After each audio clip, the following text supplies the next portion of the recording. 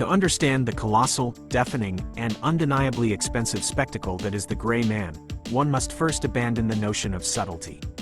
Directed by Anthony and Joe Russo, the siblings who steered the Marvel Cinematic Universe to its zenith, this film is not a quiet meditation on espionage. It is a $200 million scream of adrenaline designed to rattle the teeth of anyone watching it on a streaming service. It is a throwback to the high-octane action cinema of the 1990s, injected with the visual steroids of modern CGI and drone cinematography. The premise is stripped down to the raw chassis of the genre. A man who exists in the shadows is hunted by a man who loves the spotlight, and the world is their playground, or rather, their collateral damage. At the center of this hurricane stands Court Gentry, known by the call sign Sierra 6, played by Ryan Gosling. Gosling brings a fascinating energy to the role, channeling a kind of weary stoicism that suggests he would rather be anywhere else than dangling from a burning plane or fighting off an army of mercenaries. He is the titular Gray Man, a convict recruited by the CIA for his lack of attachments and his surplus of lethal skills. Gentry is a ghost, a myth, a weapon used when the government needs to operate in the moral vacuum where laws do not apply. Gosling plays him not as a superhero, but as a man exhausted by his own competence.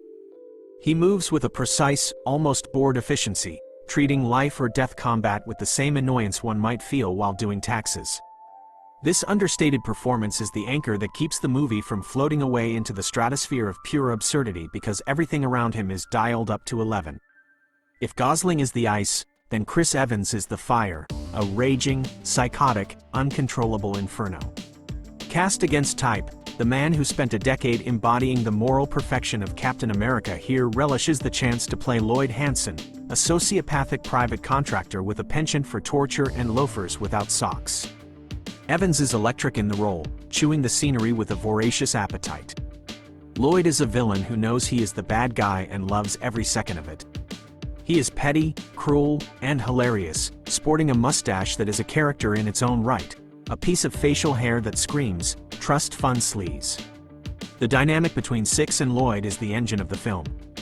It is a clash of philosophies, the professional versus the sadist, the man who follows a code versus the man who burns the rulebook.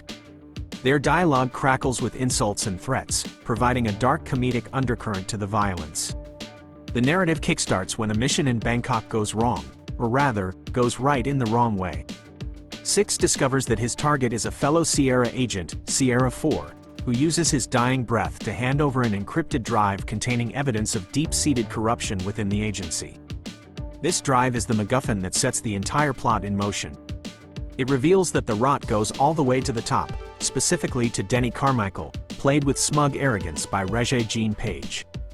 Carmichael represents the new guard of the CIA, ambitious, amoral, and reliant on technology rather than fieldcraft. He unleashes Lloyd Hansen to retrieve the drive and kill Six, initiating a global manhunt that turns half of Europe into a shooting gallery. What follows is a relentless travelogue of destruction. The film jumps from Bangkok to Chiang Mai, from Vienna to Berlin, and finally to a climactic showdown in a Croatian castle. However, the crown jewel of the film's action sequences, and perhaps one of the most audacious set pieces in recent action movie history, takes place in Prague. This sequence is a masterclass in escalating chaos.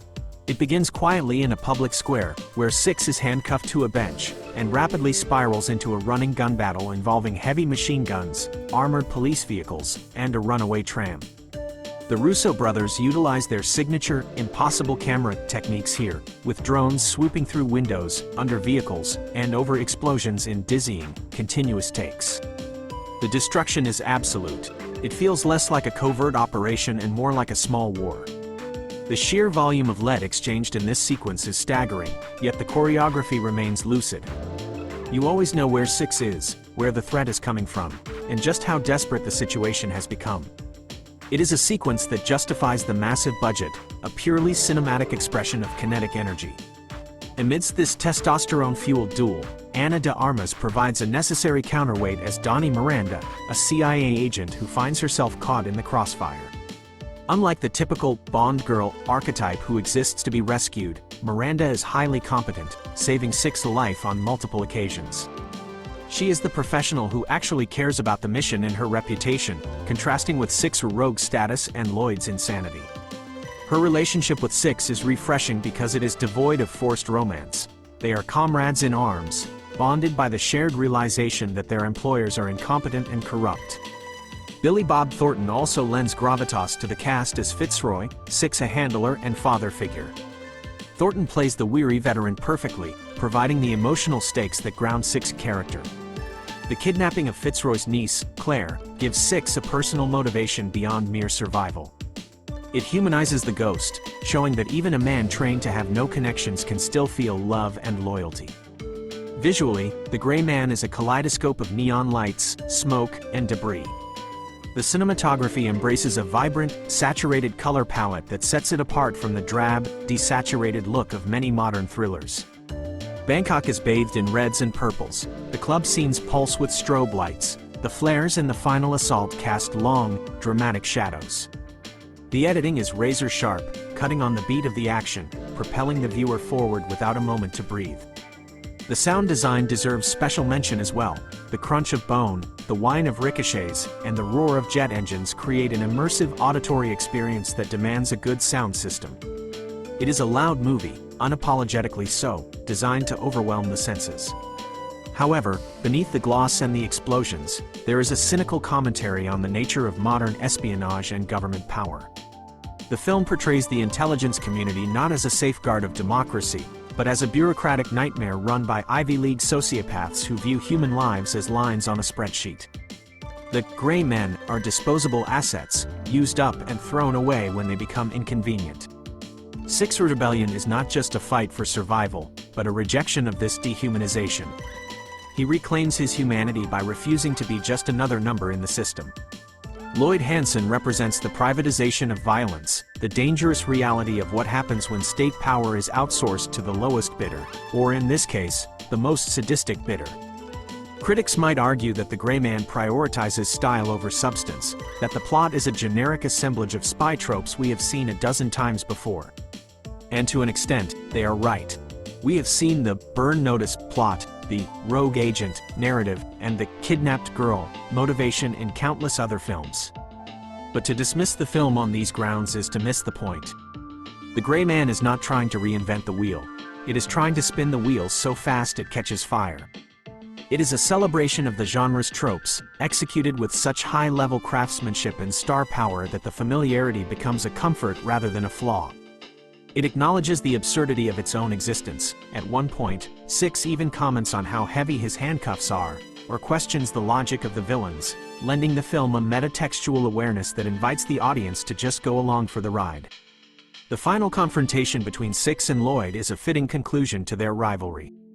After hours of gunplay and explosions, the film wisely boils down to a brutal, intimate fistfight in a fountain. It strips away the technology, the drones, and the guns, leaving just two men beating the life out of each other in the water. It is visceral and exhausting, a physical manifestation of their ideological struggle. Even here, the film subverts expectations. The resolution is messy, the victory is Pyrrhic, and the ending leaves the door wide open for sequels. It establishes a world that is expansive enough to support a franchise, with Six disappearing back into the shadows, no longer a prisoner but still a ghost, ready for the next mission. In conclusion, The Gray Man is a maximalist masterpiece of popcorn entertainment. It is a film that knows exactly what it is and delivers on its promises with crushing efficiency. It thrives on the chemistry between Gosling and Evans, two actors at the top of their game playing in a sandbox filled with expensive toys. It is a testament to the Russo brothers' ability to manage chaos, turning a complicated web of locations and characters into a streamlined, adrenaline-pumping narrative. For 2 hours and 9 minutes, it offers a complete escape from reality, transporting the viewer into a world where physics is a suggestion, the good guys are unkillable, and the bad guys have terrible facial hair.